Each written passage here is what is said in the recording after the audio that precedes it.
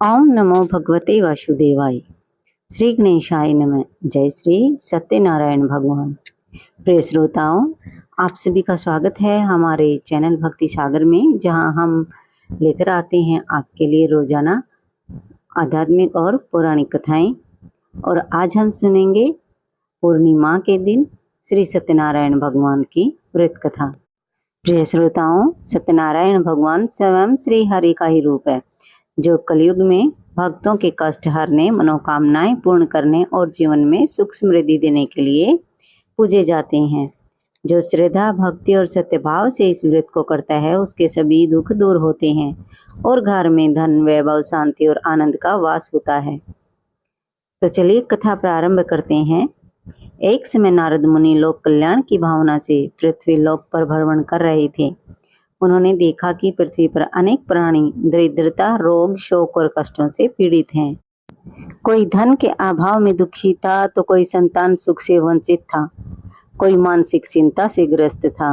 यह देखकर नारद जी का हृदय द्रवित हो उठा। वे तुरंत वैकुंठ धाम पहुँचे, जहाँ भगवान विष्णु शेषनाग की शैया पर विराजमान थे और माता लक्ष्मी उनकी सेवा कर रही थी। नारद जी हाथ जोड़कर बोले, हे प्रभु, पृथ्वीलोक के प्राणी अनेक प्रकार के दुखों से घिरे हुए हैं। कृपा करके ऐसा कोई सरल उपाय बताइए जिससे उनका कल्याण हो जाए। भगवान विष्णु मुस्कुराए और बोले, हे नारद, कलयुग में एक अत्यंत सरल और पुण्यदायी व्रत है, श्री सत्यनारायण व्रत। जो कोई श्रद्धा और भक्ति से इस व्रत को करेगा, उसकी सभी इच्छाएं पूर्ण होंगी। भगवान ने आगे कहा, इस व्रत में मेरा सत्य स्वरूप पूजित होता है। जो व्यक्ति सच्चे मन से कथा सुनता है और प्रसाद ग्रहण करता है, उसे सुख समृद्धि और अंत में मोक्ष की प्राप्ति होती है। काशी नगरी में एक अत्यंत गरीब ब्राह्मण रहता था। वह प्रतिदिन भिक्षा मांग कर अपना जीवन यापन करता था। कई दिनों तक उसे भर पेट भोजन नहीं मिलता था। एक दिन भगवान सत्यनारायण वृद्ध ब्राह्मण का रूप धारण कर उसके पास आए और बोले, हे ब्राह्मण, तुम इतने दुखी क्यों हो? ब्राह्मण ने कहा, हे प्रभु, मैं अत्यंत निर्धन हूँ, जीवन बहुत कठिन हो गया है। तब भगवान ने कहा, यदि तुम सत्यनारायण व्रत करोगे तो तुम्हारे सारे कष्ट दूर हो जाएंगे। इतना कहकर भगवान अंतर्ध्यान हो गए। ब्राह्मण ने निश्चय किया कि वह व्रत अवश्य करेगा। अगले दिन उसे भिक्षा में पर्याप्त धन प्राप्त हुआ। उसने केले, फल, पंचामृत और प्रसाद की सामग्री लाकर सत्यनारायण भगवान की पूजा की। कुछ ही समय में उसके जीवन से गरीबी दूर हो गई और उसका घर धन धान्य से भर गया। एक दिन एक लकड़हारा उस ब्राह्मण के घर आया। उसने पूजा और प्रसाद देखा तो पूछा, यह किस भगवान की पूजा है? ब्राह्मण ने सत्यनारायण व्रत का महात्म्य बताया। लकड़हारे ने मन में संकल्प लिया, आज लकड़ियां बेचकर जो धन मिलेगा उससे मैं भी यह व्रत करूंगा। उस दिन आश्चर्यजनक रूप से उसकी लकड़ियां अच्छे दाम में बिकी। वह प्रसन्न होकर पूजा सामग्री लाया और श्रद्धा से व्रत किया।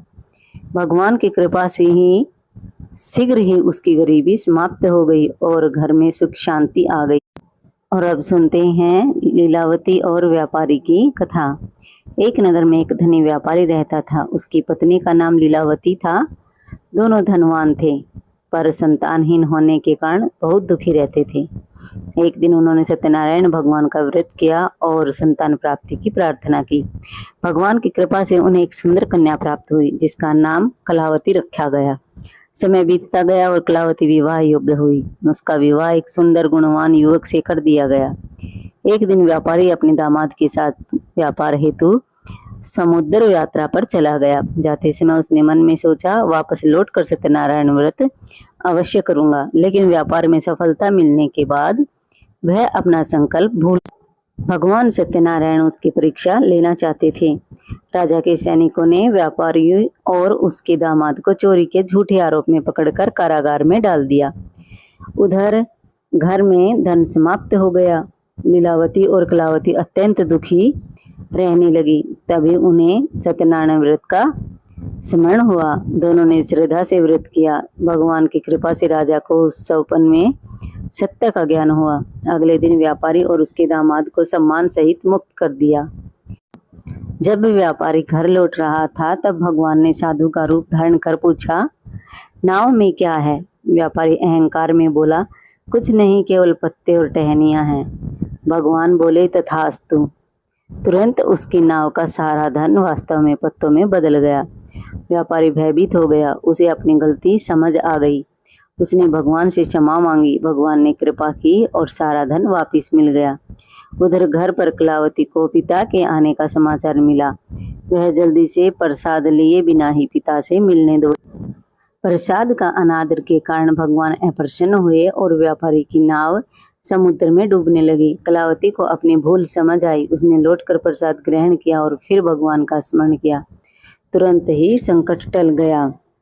एक बार एक राजा तुंगध्वज शिकार खेलते हुए एक स्थान पर पहुंचे जहां लोग सत्यनारायण भगवान की पूजा कर रहे थे।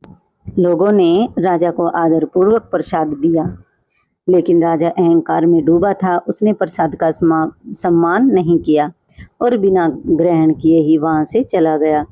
फलस्वरूप भगवान अप्रसन्न हुए। कुछ ही समय में राजा का राज्य, धन और परिवार सब नष्ट हो गया। राजा को अपनी गलती समझ आई। वह पुनः उसी स्थान पर गया, श्रद्धा से व्रत किया, कथा सुनी और प्रसाद ग्रहण किया। भगवान की कृपा से उसका राज्य और वैभव वापस मिल गया।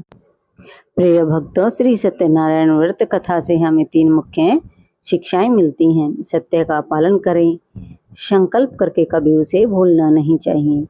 भगवान के प्रसाद और पूजा का कभी भी अपमान नहीं करना चाहिए, उनका सदैव सम्मान करना चाहिए। जो भक्त पूर्ण श्रद्धा और भक्ति से सत्यनारायण भगवान का व्रत करते हैं, उनके जीवन से दुख दूर हो जाते हैं।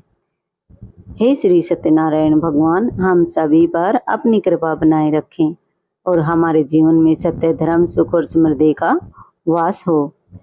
तो प्रेम से बोलिए श्री सत्यनारायण भगवान की जय हो, श्री हरि विष्णु भगवान की जय हो। तो प्रिय श्रोताओं, सत्यनारायण भगवान की व्रत कथा यहीं पर समाप्त होती है। तो मिलते हैं अगली कथा के साथ।